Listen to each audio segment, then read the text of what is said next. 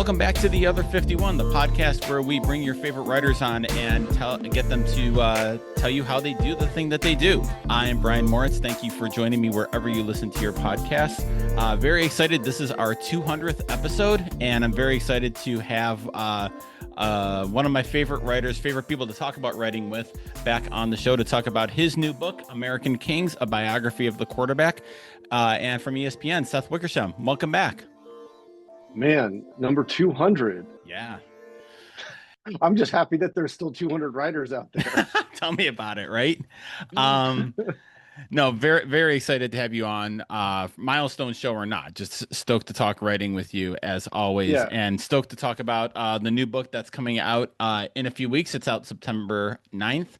And I always love talking to writers at this point before the book is out.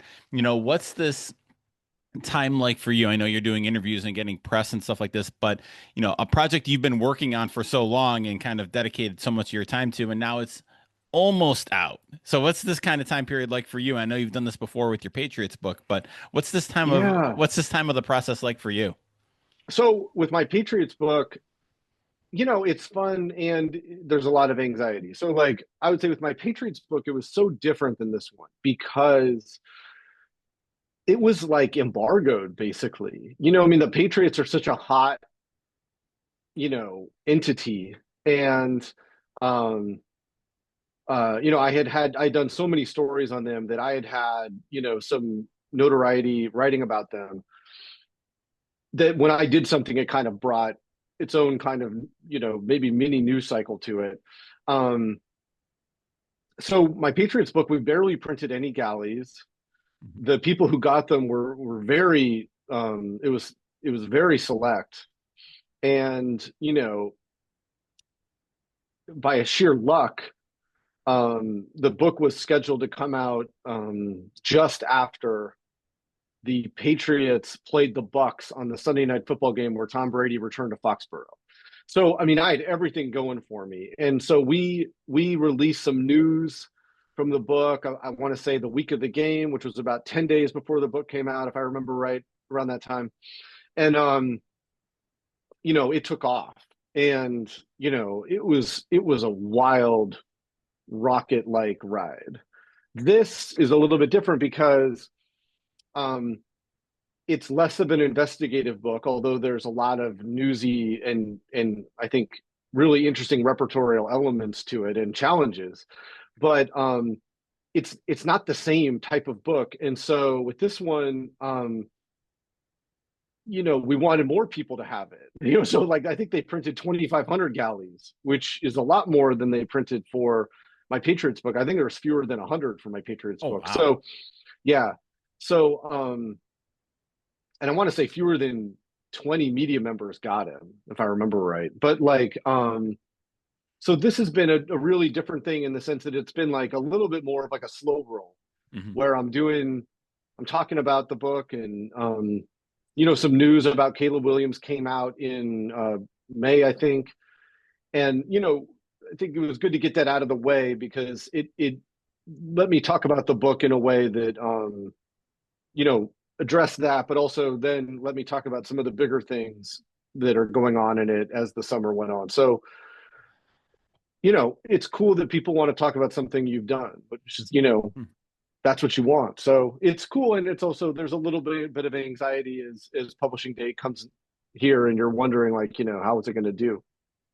So I want to talk about differences between the two books, obviously, as we get into it. But I want to start off looking at the title of your book, and the American Kings, and the subhead is, or the after colon, whatever you call it, a biography of the quarterback. And I want to zero in on that word biography because I've known your work. We've talked a lot about writing that it's not accidental, and that's a very kind of specific word. So what does that word in this context of the title mean to you for the book, and why'd you pick it?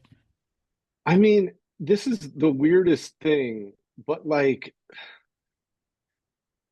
I knew that I was a failed high school quarterback, which I touch on in the book. And, you know, I think that that's always piqued my curiosity in so many ways. But like, you know, I kept thinking, is there a single quarterback that I can write about, that I can tell this story through? And like, no matter who it was, whether it was Joe Namath or Johnny Unitas or Patrick Mahomes or you know Andrew Luck, different type of quarterback, it just everything felt too small. And so, like, what I wanted to do was write about it. I wanted to write about all of them, really, in a way, like everyone at every level. And um, anybody who's ever, I wanted to write it for anybody who's ever played, aspired to play it, who's been obsessed with, the quarterback position.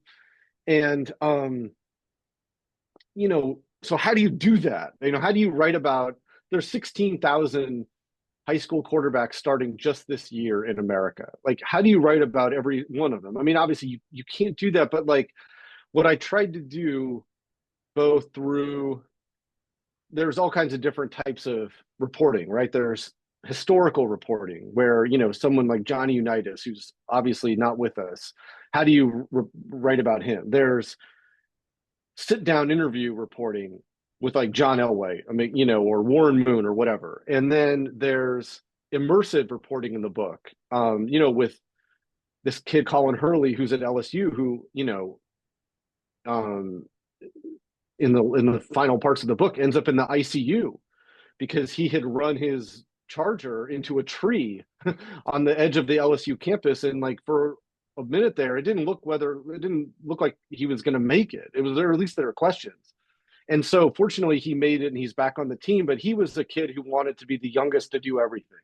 He entered college at age 16. So like I followed him a lot through his high school career. So there was a lot of like fly on the wall type reporting with it also. And trying to meld all those things together, what I tried to do was write to the things that interested me most.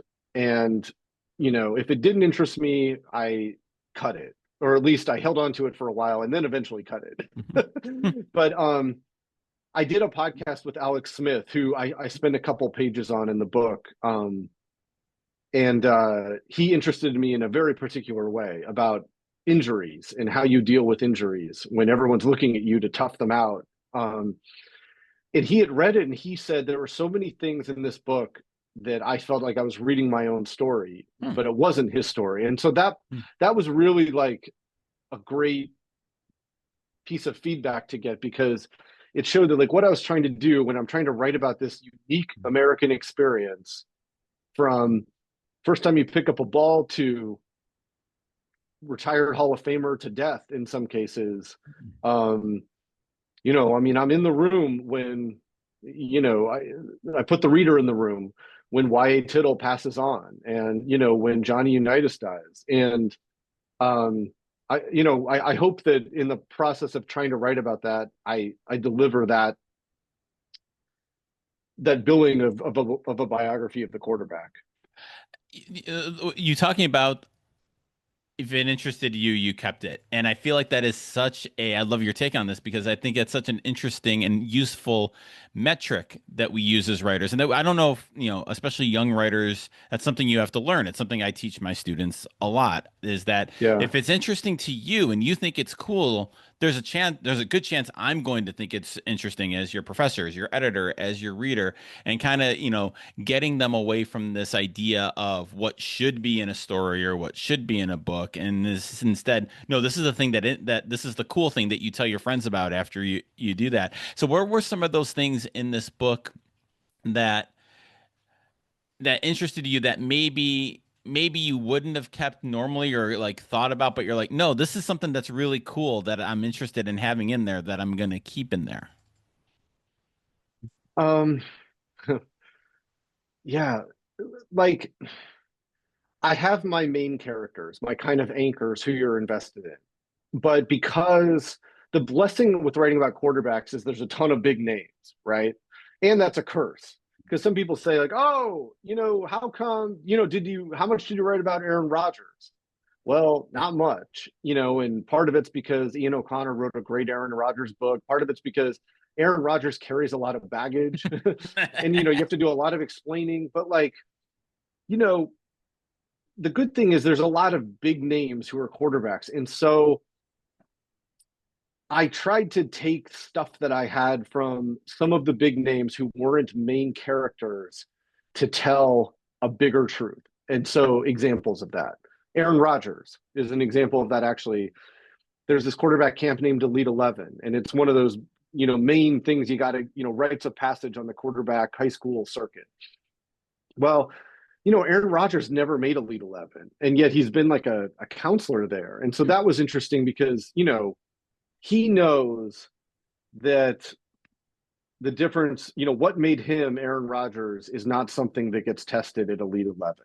And so that's a way to illuminate the fact that you kind of have to be broken and heal and repair yourself. And then I wanted to, the quarterback is such an interesting job in the sense that you're responsible for so much. Mm-hmm. Like Steve Young and I went through all the titles you have to wear, all the hats you have to wear as a quarterback. I think we stopped at 24. Jeez. It's like everything from like spokesperson for a multi-billion-dollar organization to amateur psychologist to breathtaking asshole to matinee idol, field general, all these things. So, and then you have to be able to throw the ball also on top of it. And anyway, but you're responsible for all these things you don't control. And yet that's part of it. Like you have to deal with that. And I wanted to know how people dealt with it. And we know that some of them deal with it by, finding, dating as many girls as possible. That's where they put their anxiety. Others at the bar, others on social media. And I wanted to know, for those who use religion, how does that actually help them? I wanted to earnestly know. I know a lot of people, when you bring up religion in sports, it goes into a couple weird categories, or veers into conversational topics, like, does God really care about a football game or whatever? But I wanted to talk to people who were so sincere in their religion because it helps them manage this incredibly stressful job.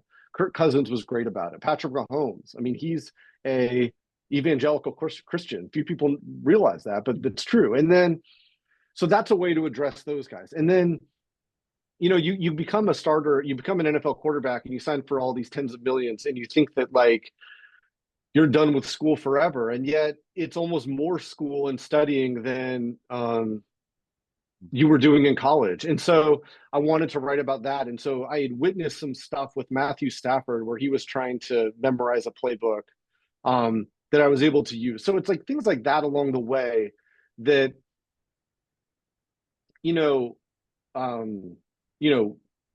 John Elway being one of my main characters, or Warren Moon, I could write about them studying the playbook, but like I wanted to deliberately choose other people to like just give a little bit of a different window because I've got plenty of Elway or Warren Moon or whatever it is doing other things.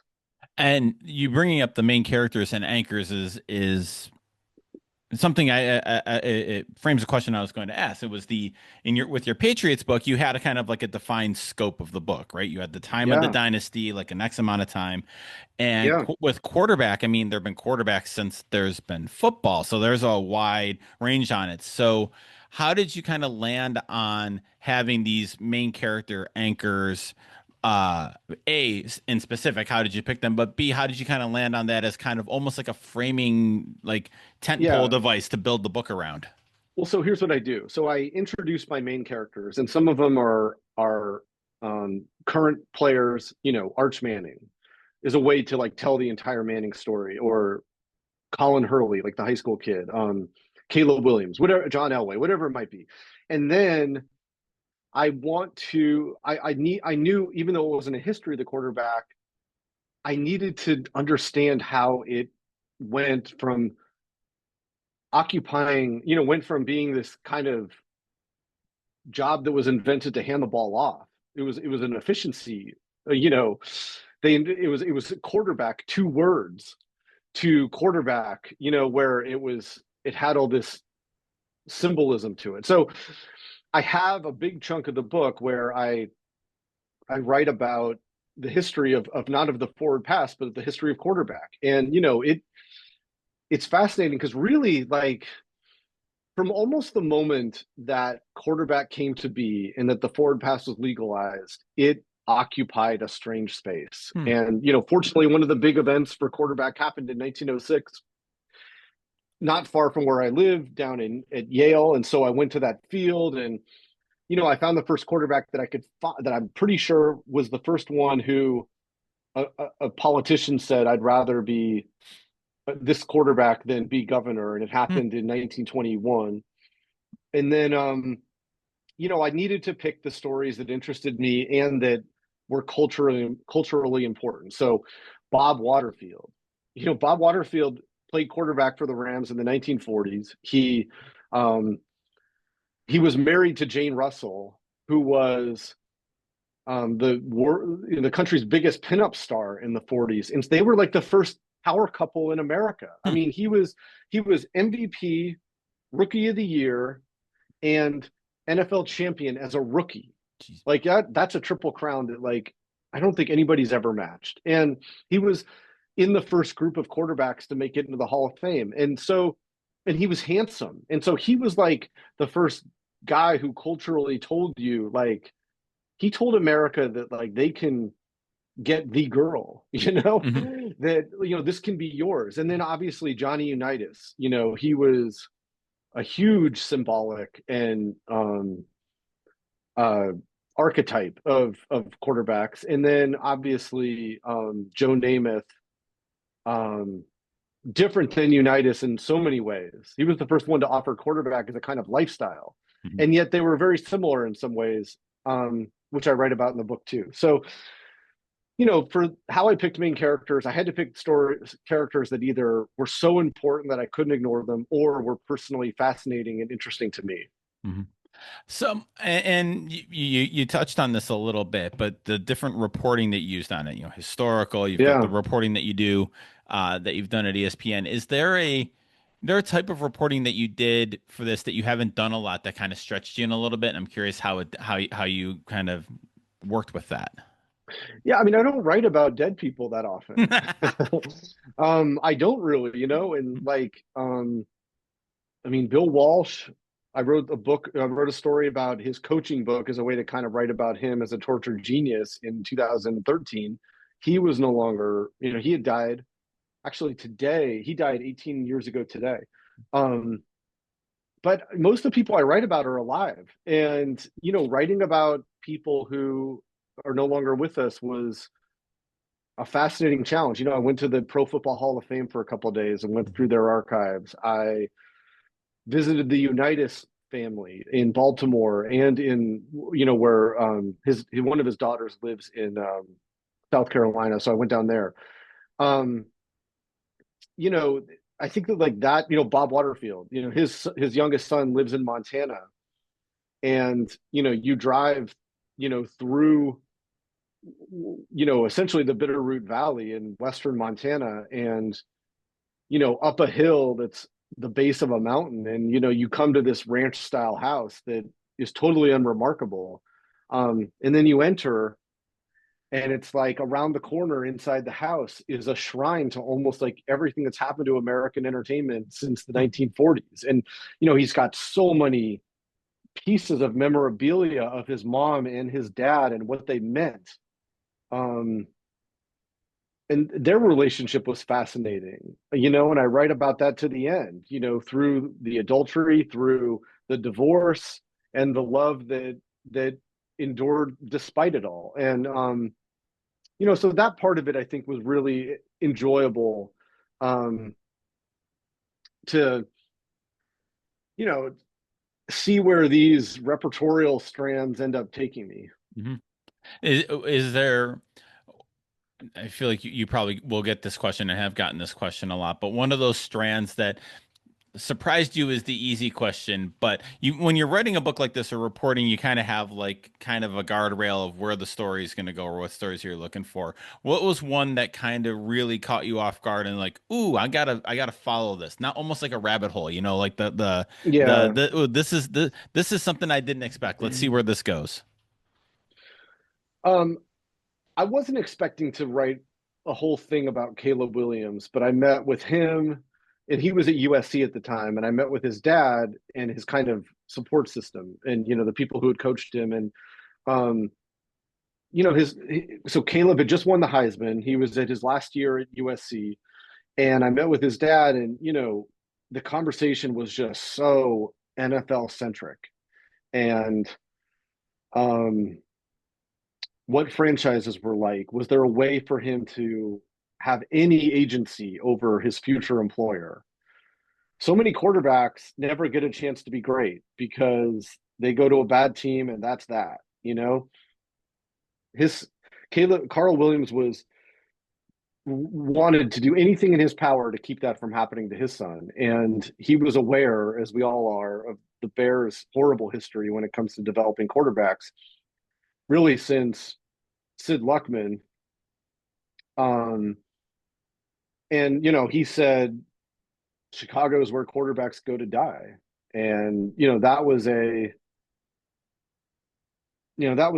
moment where my repertorial antenna went up because I was like, I gotta follow and see how this plays out because, you know, John Elway, Eli Manning, you know, those are some of the guys who had like been willing to kind of take on the draft system. And by the way, they won.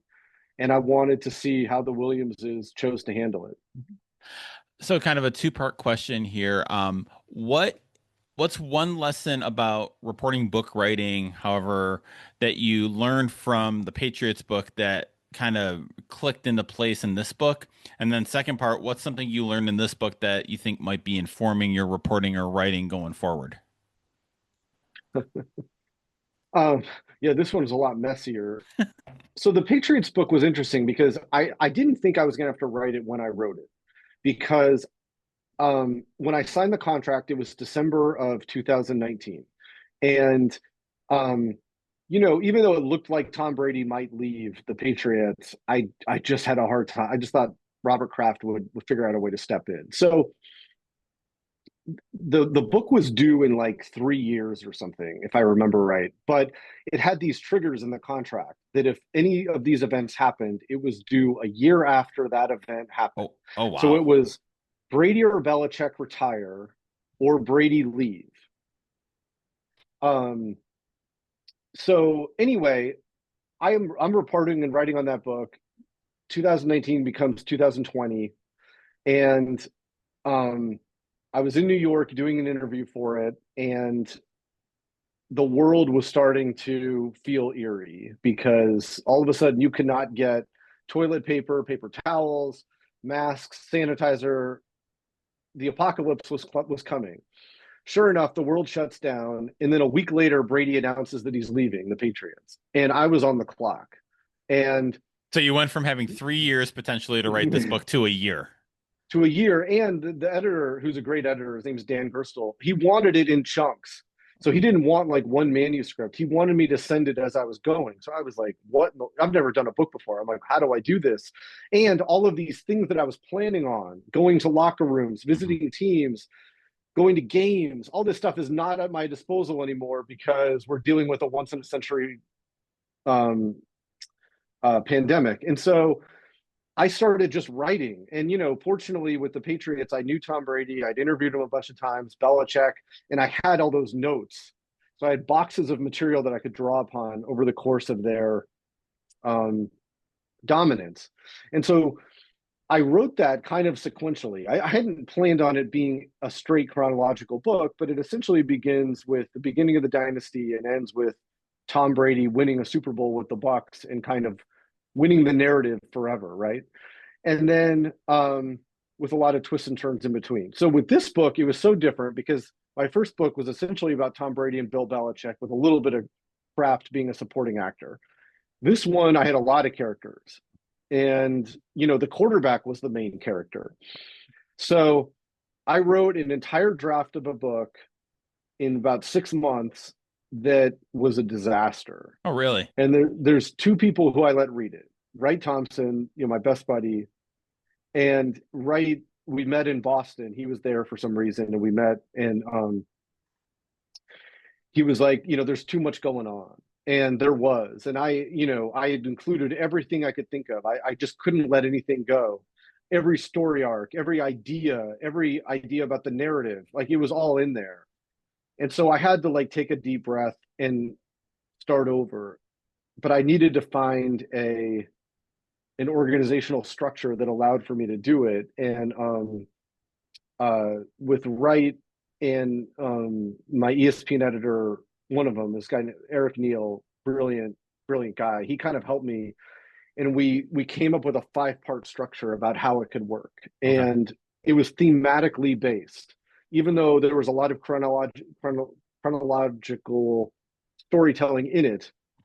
It was based by theme, and so with that, that helped me a ton, because then I can write about John Elway and Warren Moon facing crisis, and Arch Manning and whoever else, Caleb Williams facing it in their own way. So in a weird way, it's like you can show that helped me unlock the idea of being able to tell like the story of the quarterback, because it hopefully gives a sense that these stories are universal within that space and kind of timeless.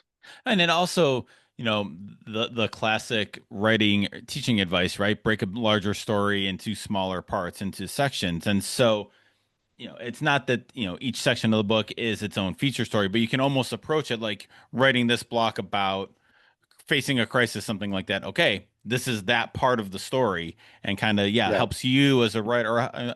I'm sure helps me too when you're facing that. It's like kind of a way of like, okay, all this other stuff doesn't have to be in this part.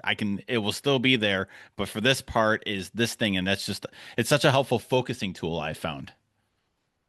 There's no doubt. And also it made me more ruthless with what I included, Mm. because I think one of the problems with the first version of the book that I did was that it was repetitive. But like I'm like, if this person's going through this and that person's going through that, so what if it's the same thing? Like it's gold material. When I ended up picking, okay, you tell that once. Hmm. What's the best version of that? And Right. there were times that I really lost pieces of reporting or pieces of writing that I really liked. Mhm.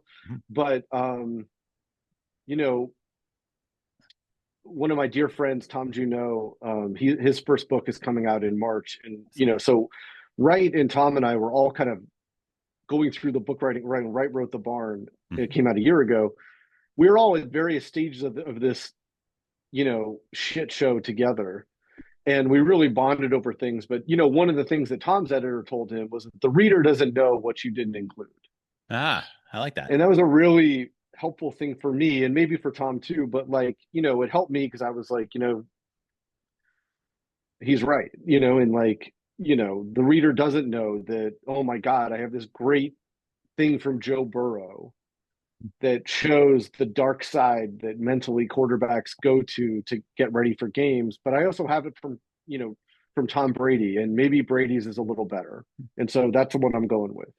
I saw your post yesterday about Tom's book coming out, I think in March, and Yeah. I can't wait to read it. And my God, The Barn was just a masterpiece of a book. That was probably the best book I read last year. It was so good. I mean, having, and this goes back to college with Justin Heckard and others, but you know having my friends be brilliant writers has just been like what a blessing, because it's like everyone is supportive and a teeny bit competitive.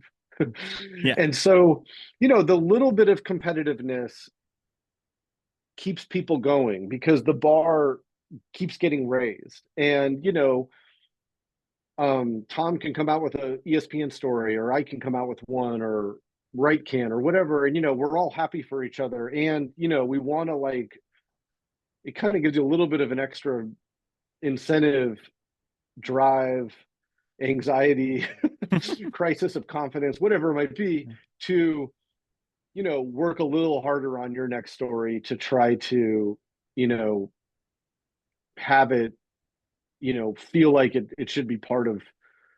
We have a text thread, so it's like you want to have a story be worthy of the text thread. Isn't that funny? Yeah, it's amazing. So speaking of best things we've read, end every episode with this, because to be a good writer, you have to be a good reader and immerse yourself with good stuff. So I ask everybody, and I'll ask you, what's the best thing that you've read lately?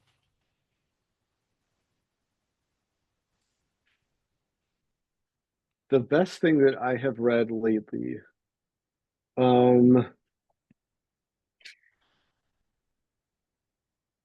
I mean, there's so much stuff, and it's like, this is different because it was like reporting more than like narrative storytelling. But my colleague Don Van Natta just did a number on the NFL Players Association, and in a matter of weeks, got on such a repertorial role that the head of the NFL Players Association, Lloyd Howell, was forced to resign before he'd ever even had a chance to do anything on the job. I mean, and that was a really impressive piece of reporting by a really impressive reporter. And he's working on the Jerry Jones book, right? He's doing a Jerry Jones book, and it's going to be fabulous. But Don and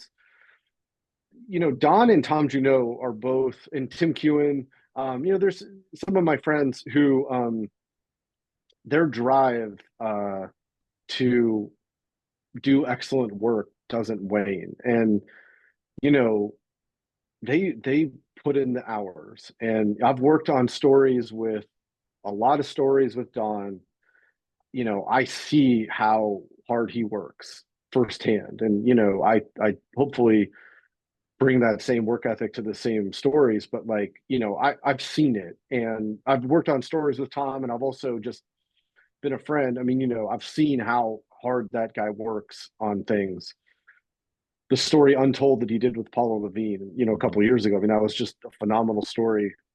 Tim Kewen, here's someone who's, he's been at ESPN, longer than I have, I think. And, he still takes so much pride in the stories that he does. And so I think that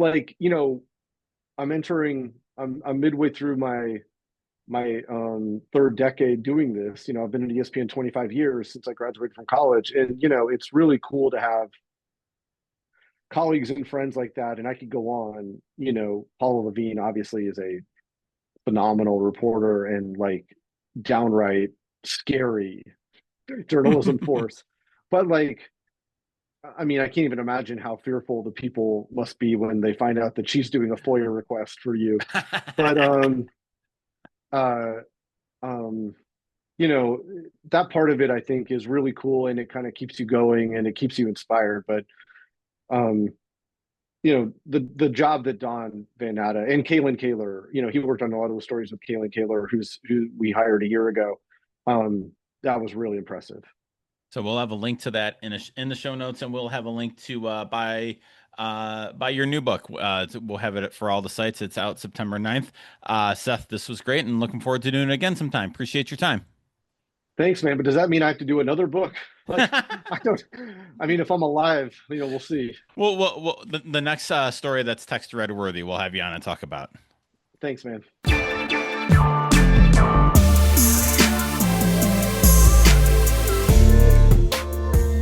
Thanks for listening to The Other 51. Thanks to Seth for being on this week. You can pre-order his new book at the links in our show notes. Jen Moritz does our graphic design. Our theme music was written by Ellie Moritz. I'm Brian, and I'll talk to you next time.